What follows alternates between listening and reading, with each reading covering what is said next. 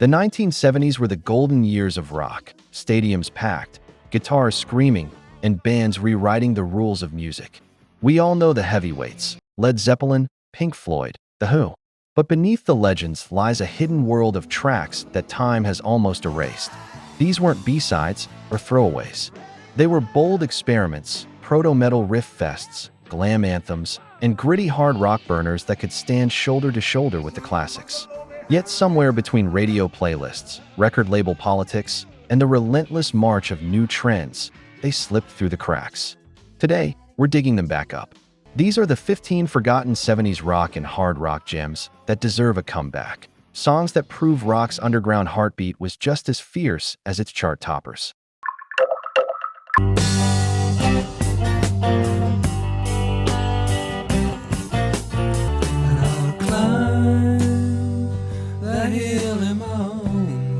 By the early 1970s, Pink Floyd was already a band in transition.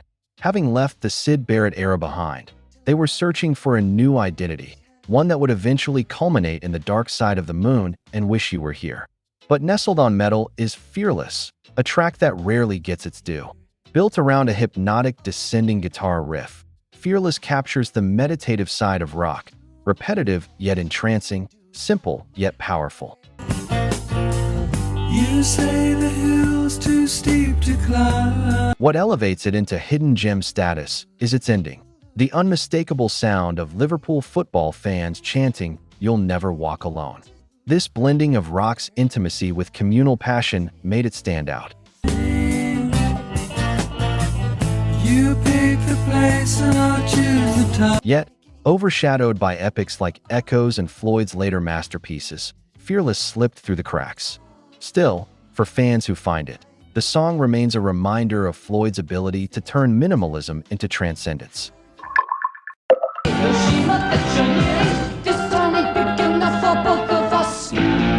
Few bands embodied the eccentric brilliance of the 1970s like Sparks. With their theatrical flair, quirky lyrics, and unapologetic oddness, they occupied a strange space between glam and prog.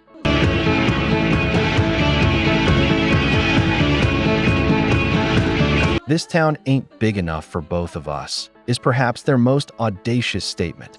Frenetic piano runs, operatic falsetto vocals from Russell Mael, and a dramatic intensity that felt like rock filtered through opera. At the time, it was too eccentric for mainstream American audiences, but in the UK, it made Sparks cult heroes.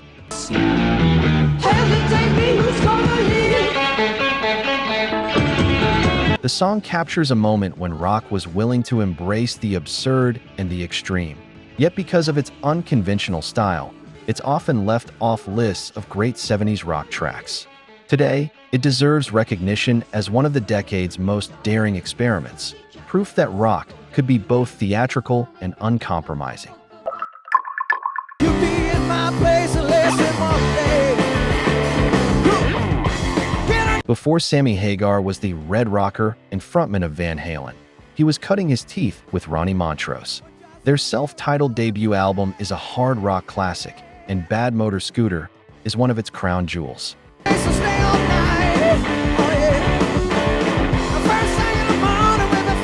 With its motorcycle-inspired slide guitar riff, meant to imitate the roar of an engine, the track is pure proto-metal swagger. This was the sound of the 70s shifting gears, heavier, faster, and more aggressive.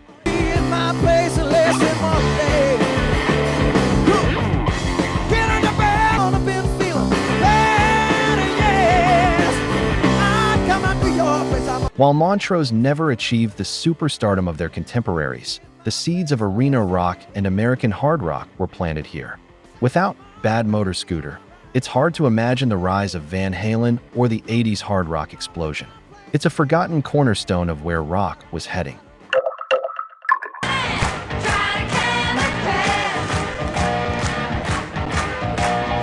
Long before Joan Jett and Pat Benatar broke down walls for women in rock, Suzi Quatro was blazing her own trail.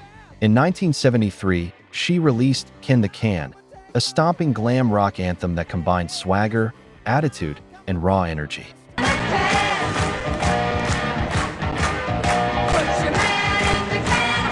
Backed by producer Mike Chapman and songwriter Nicky Chin, the track's punchy guitars and Quattro's leather-clad presence made her one of the first female rockers to command the stage with the same authority as her male peers.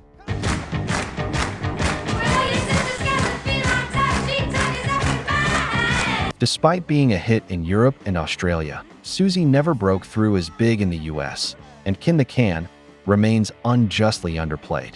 But its influence is undeniable. Without Quattro kicking down the door in the early 70s, the path for countless female rockers would have been far more difficult. This track isn't just a forgotten gem, it's a cultural milestone.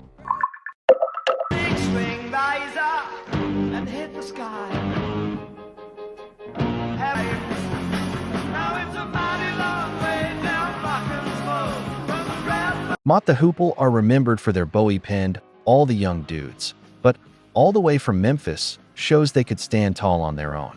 Released in 1973, the song tells the story of a lost guitar, but it's really a love letter to the chaos of rock and roll life.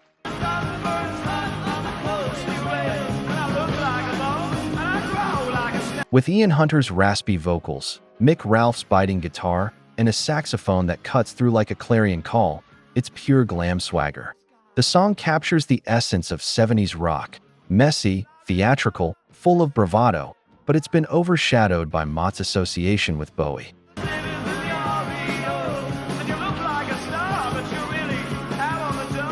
Forgotten by casual listeners, it remains a favorite for those who dig deeper. In many ways, it's the band's truest anthem, a song that deserves to be mentioned in the same breath as the decade's classics.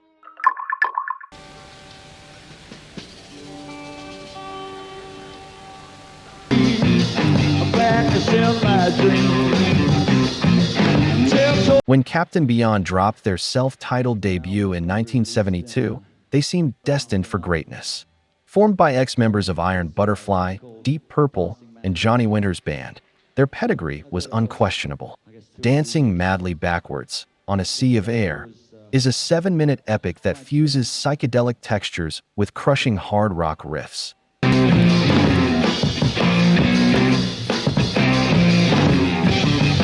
It's a journey song, starting with frenetic energy, collapsing into spacey breaks, then exploding again in a blaze of distortion. The track never found mainstream radio play. Too long, too experimental, but it showcased what 70s hard rock could be when boundaries didn't exist.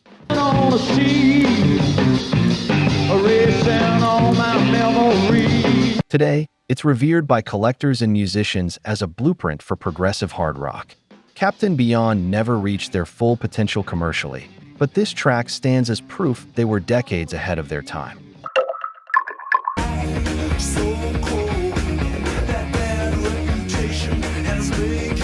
Most people know Thin Lizzy for The Boys Are Back in Town or Jailbreak, but by 1977, they were pushing their sound into tougher, sharper territory.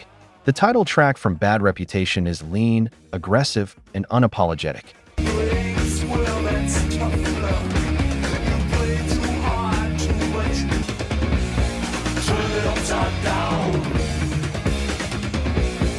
Phil Lynot's gritty vocals cut through the twin guitar attack of Scott Gorham and Brian Robertson, laying down one of the band's hardest statements. The song didn't chart the way some of their hits did, and in the US it slipped under the radar.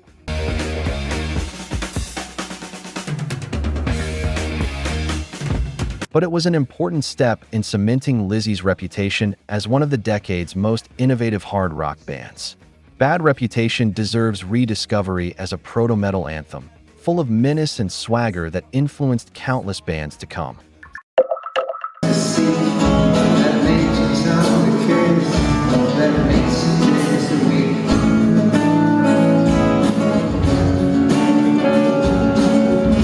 Rodriguez's story has become legend thanks to the Searching for Sugar Man documentary, but back in 1970, Crucify Your Mind was released into near-total obscurity.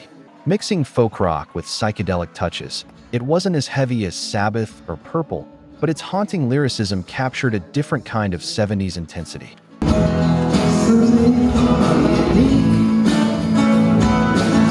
Lines about drugs, disillusionment, and alienation made it resonate with listeners who discovered it decades later in South Africa and beyond.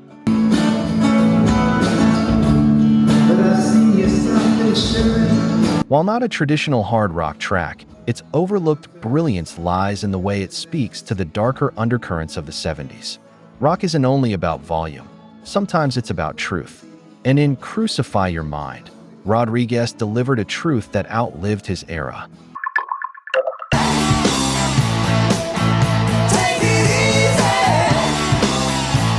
For those who know classic rock radio, Slow Ride is familiar, but it's rarely celebrated as the hard rock jam it truly is. Released in 1975, it became Foghat's signature tune, with its relentless boogie groove and Dave Peverett's gritty vocals.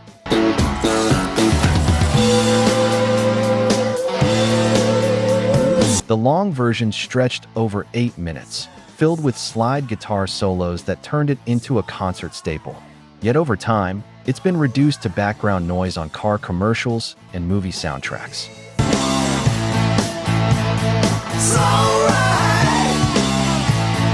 Stripped of its context, people forget just how hard Slow Ride hit in its day.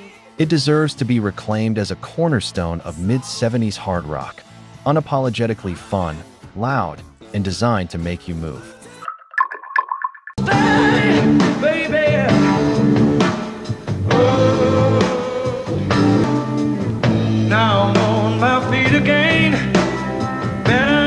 This track has a unique history.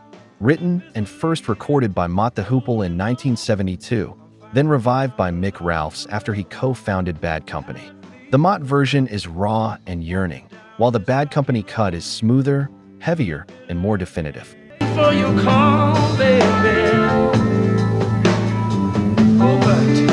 Either way, Ready for Love is a masterclass in the hard rock ballad, emotional without being soft, powerful without losing its soul.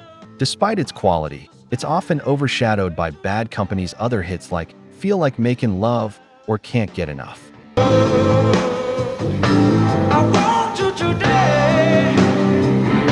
But for many diehard fans, Ready for Love is the band's most sincere and timeless moment.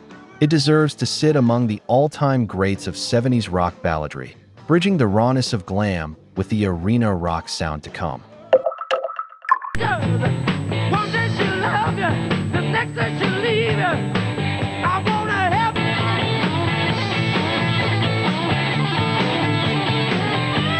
Bad Company is remembered for their slick arena ballads, but Good Lovin' Gone Bad was them at their rawest.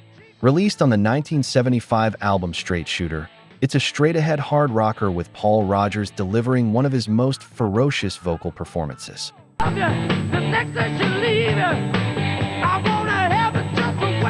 The guitar riff from Mick Ralphs slices through with pure grit, while the rhythm section pounds like a runaway train. Unlike their radio staples, this song rarely gets mentioned, perhaps because it didn't have the same commercial polish.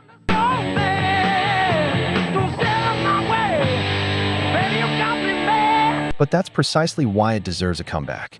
It's Bad Company stripped down to the bone, showing the dirtier, heavier side of 70s rock that's too often overshadowed by the ballads.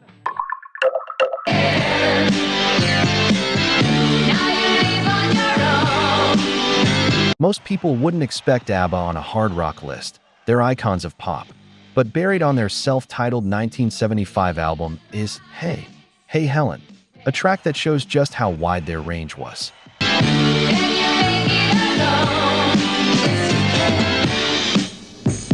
Crunchy guitar riffs, glam rock swagger, and a darker lyrical theme about divorce and independence made it stand out from the polished pop sheen the band became famous for. The song proved ABBA could hold their own in the rock arena when they wanted to.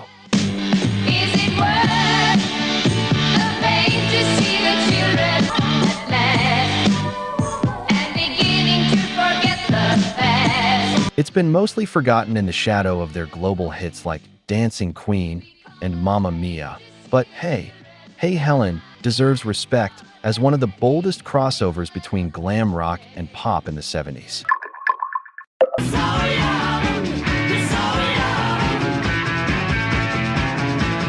In the UK, Slade were stadium fillers and glam rock heroes. In the US, they never quite broke through, which left many of their gems forgotten stateside.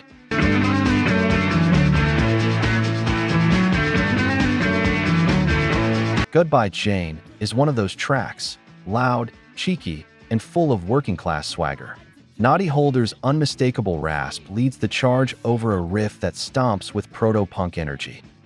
See, she's a queen, and I know she's alright. Oh, she's a queen. Can't you see what I mean? She's a queen. It's pure glam rock rebellion, a song that captures the chaotic fun of the early 70s, when glitter and grease paint met hard-edged guitar riffs. For anyone who thinks Slade was just novelty glam, this song proves they were a serious hard rock force that laid groundwork for future acts like Quiet Riot and Def Leppard.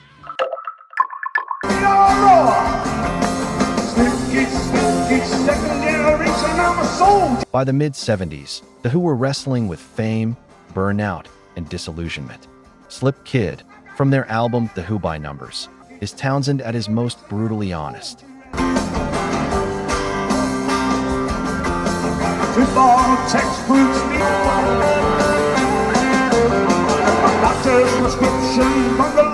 The lyrics cut deep, a warning to younger generations that the rock star lifestyle isn't salvation, but a trap.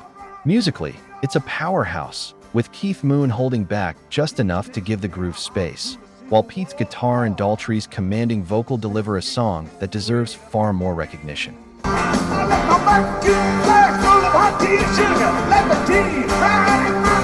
It's overshadowed by The Who's bigger anthems like Won't Get Fooled Again and Baba O'Reilly. But Slip Kid is a forgotten masterpiece, one that feels eerily relevant even today, as it speaks to cycles of ambition, pressure, and burnout in the music industry. You know, bro, there's just something special about the sound of a classic rock album on vinyl. It's how these albums were originally meant to be heard, the warmth, the crackle, and the ritual of dropping the needle on the record. It's an experience that digital just can't recreate.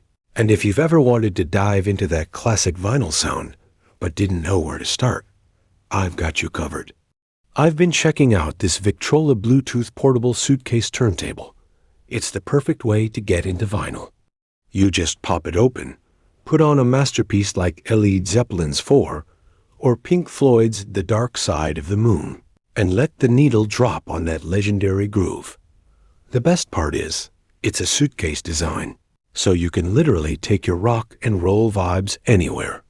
You can move it from your bedroom to the living room, or even take it to a friend's place. And it even has Bluetooth, so you can stream music from your phone when you're not spinning records. It's the best of both worlds. This is a great starting point for any fan who wants to feel the foundation of rock lore in a whole new way. If you're interested in grabbing one for yourself, I've put a link to it in the description below. Clicking that link and buying one is an awesome way to support the channel and help us keep bringing you more deep dives into the music we all love. So go check it out, and let's get back to the countdown.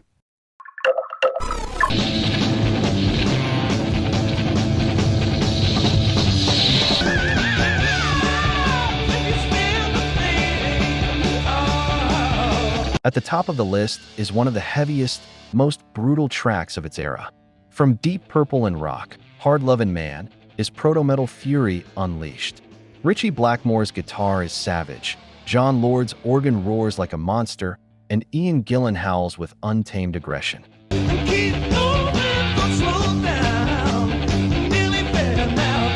It was one of the first rock tracks to be built entirely on speed, volume, and intensity, a direct blueprint for heavy metal to come. Yet despite its importance, it rarely gets played outside die-hard Deep Purple circles. Overshadowed by Smoke on the Water and Highway Star, Hard Lovin' Man has been left to the underground.